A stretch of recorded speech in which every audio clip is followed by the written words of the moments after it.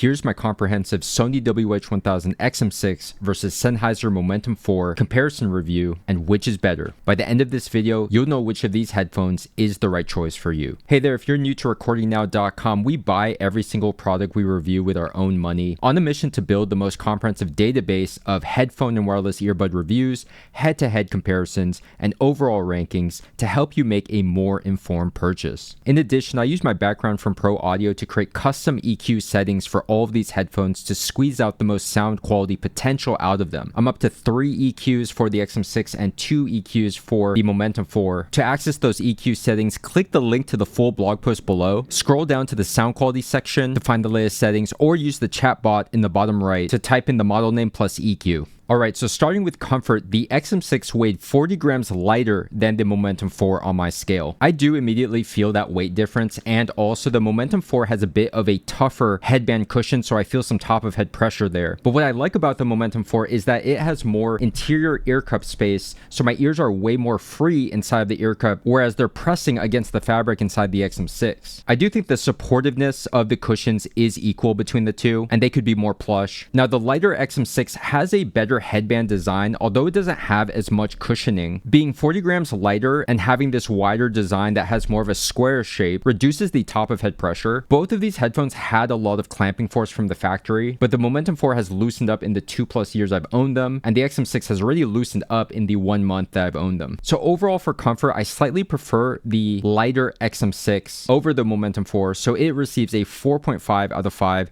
and the Momentum 4 a 4.0 out of 5. Alright, so moving on to features, build quality, battery life, and noise cancelling performance, which we'll combine into a single score. Starting with the premium hardshell cases that are included with each headphone, the XM6 is slightly smaller on account of the fact that it can fold and collapse, unlike the Momentum 4. Here's a little side profile where the XM6 looks a little skinnier. When it comes to features, the one standout feature that the XM6 has over the Momentum 4 is the cinema mode, which adds its own spatial audio effect that is perfect for watching movies, TV, even just YouTube and podcasts are enhanced. But other than that, both of these are your modern wireless over-ear noise-canceling headphones, so they're pretty much going to be the same when it comes to those features. Now, moving on to build quality, I slightly prefer the Momentum 4, and although it does use a lot of plastic here in the exterior ear cups and the hinges, just like the XM6, I do like how they use some different materials like the fabric here on the headband, but I don't really like this rubberized headband on the interior, and again, it could use more cushioning here. It does seem to be a slightly higher quality grain leather on the ear pad cushions versus the pleather on the XM6. Now, the XM6, especially for its price, feels especially plasticky and cheap, although the benefit of that is you get that lightweight comfort, but for its price, it's a little bit disappointing, but I'm just glad that they improve the hinge design by adding this metal aluminum piece over the previous XM5,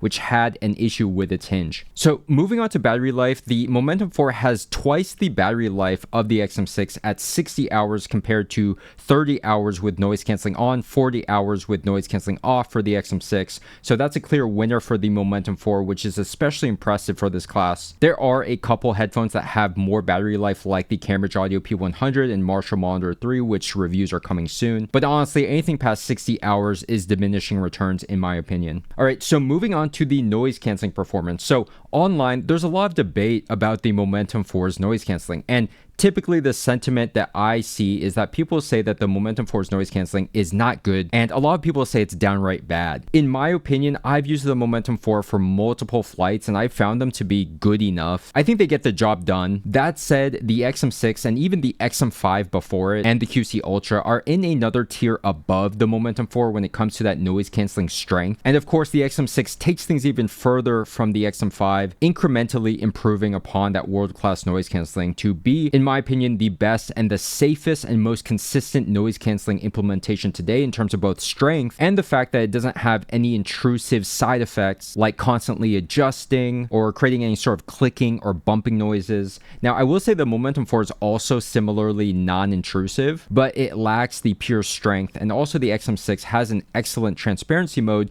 which is much improved over the previous XM5. So when it comes to noise canceling, I do think the XM6 is easily the safe choice here, and one of the bigger advantages of the XM6 over the Momentum 4 as a whole. So for this category, I give the XM6 a 5 out of 5, primarily due to its noise canceling, and the Momentum 4 a 4.5 out of 5. And depending how you feel about that noise canceling, it could be closer to a 4.0, but for me, I think it is good enough, but it's not elite. All right, so let's move on to sound quality, which is going to be one of the biggest contention points here. And coming into this comparison, I was super curious how this was going to be listening to these headphones back to back. So let's start by talking about the stock sound quality out of the box. These are two of the rare no EQ needed to enjoy headphones in this class, and it would actually surprise you. In the premium over-ear wireless noise canceling class with headphones that range from $300 to $400 and above, you'd be surprised how many of these headphones, in my opinion, desperately need EQ to be enjoyable. And I am being a little bit critical here, but some of these headphones, like the Bose QC Ultra's stock sound profile, are just downright bad in my opinion. But that's not the case with these two. These are both pleasing to listen to straight from the factory, and they both have more of a neutral-ish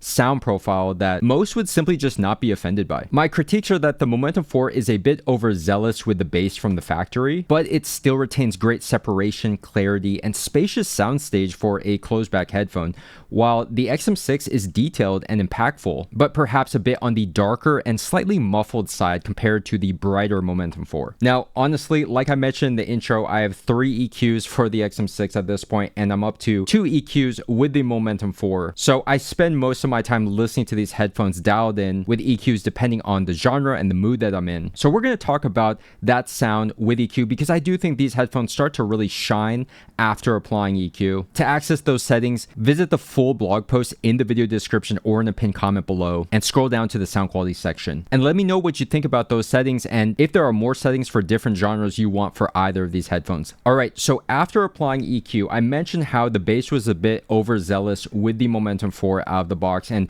we're able to get a really beautiful balanced tonality that just brings out the best with the Momentum 4, and it's what makes it so competitive even today. Despite being years older than the XM6, I've got to admit it's uncomfortable how good the Momentum 4 still sounds today. And I do think it actually has the slight edge when it comes to the audiophile technicalities, like that soundstage, having a bit more spacing, having a bit more depth. It's like the different layers and instruments can breathe a little bit better here, whereas things are a little bit more up close and personal with the XM6, which can work for certain songs and genres. Now, where I think the XM6 has some advantages is that I think as a consumer-friendly headphone, so we're focusing mostly on being a fun, engaging sound profile that's focused more on that bass. Prior to the XM6, I thought that the Momentum 4 probably had the best bass in this class, and it's still glorious today. It's got tons of sub bass, but with EQ, I tried to tame that a little bit because I do find it a bit unfocused, a little bit boomy,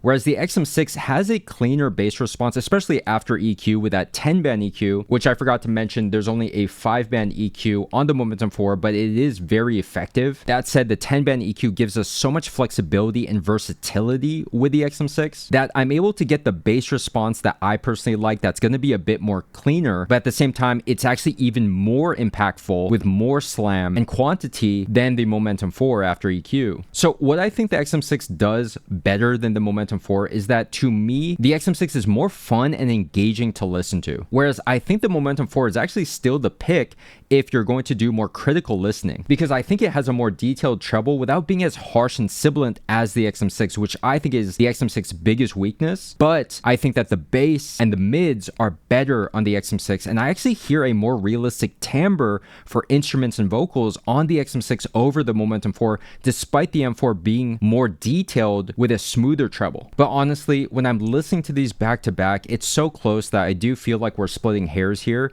But if I had to just split it down the line and explain which headphone is better for which audience and which listener, I do think the XM6 is the more fun and engaging consumer-friendly headphone, whereas I still think the Momentum 4 is slightly more audiophile, especially after applying that V2 EQ, but the XM6 does have that more realistic timbre in the mids, so I mean, it's really mixed here. One more note, the cinema mode on the XM6, like I mentioned, makes consuming media other than music so enjoyable to listen to and more 3D, so that factors in slightly to the score. 4. So overall, I give the XM6 a 9.0 out of 10 after EQ, and the Momentum 4 has now been increased to an 8.8 out of 10 after EQ. This originally received an 8.5 out of 10 in my original review without any EQ or sound personalization, but it has since increased, and rightfully so. Alright, so moving on to value, the XM6 is still brand new, so we're not going to get any discounts there, whereas the Momentum 4 can be found for under $300 brand new these days. And if you're willing to look used or renewed, you can actually find the Momentum 4 between $200 to $240, making it an especially good value. We are able to find the XM6 for as low as $418, saving you $30 or more. Links to where you can access those prices will be in the video description and in the pinned comment below. Off the bat, the Momentum 4 is the better value since the XM6 on average is about $150 more expensive, and it's still so competitive, especially on that sound quality and then having superior battery life.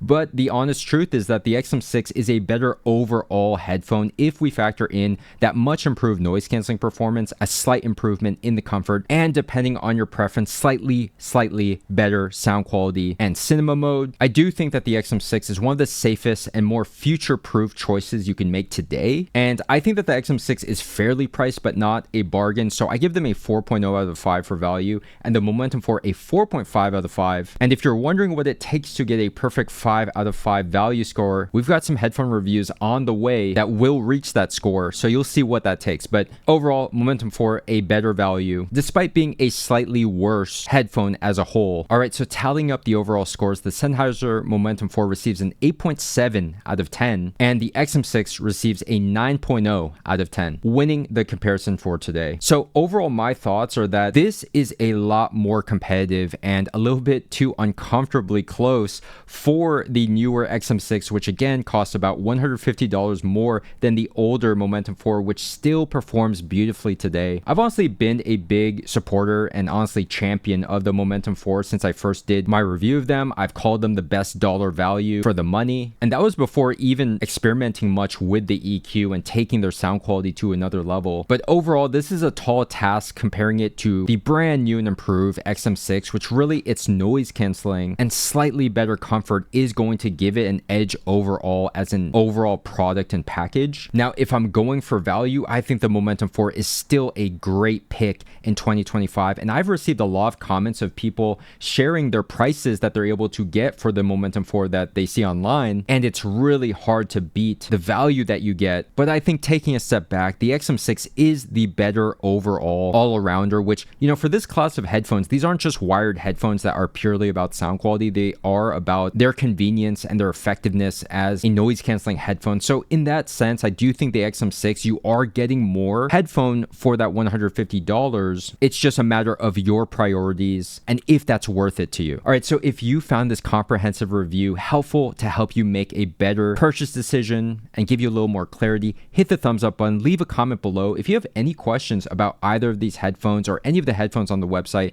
love reading all your comments and getting back to as many people as possible. Make sure to subscribe, hit the notification bell, because we have some exciting models on the way, like the Cambridge Audio P100, Marshall Monitor 3, JBL Tour 1M3. Thanks to your feedback in the comments, went out and purchased both of these headphones so we can perform some honest, unbiased reviews. So you're going to want to stay tuned to see which of these receives a perfect 5 out of 5 value score. Lastly, visit recordingnow.com to see the rest of our content and use the chat bot in the bottom right to look up any EQ or comparison or individual review. Next, I'm going to link a relevant video and a playlist so you can keep watching more of our headphone reviews and comparisons. Thanks for watching and happy listening.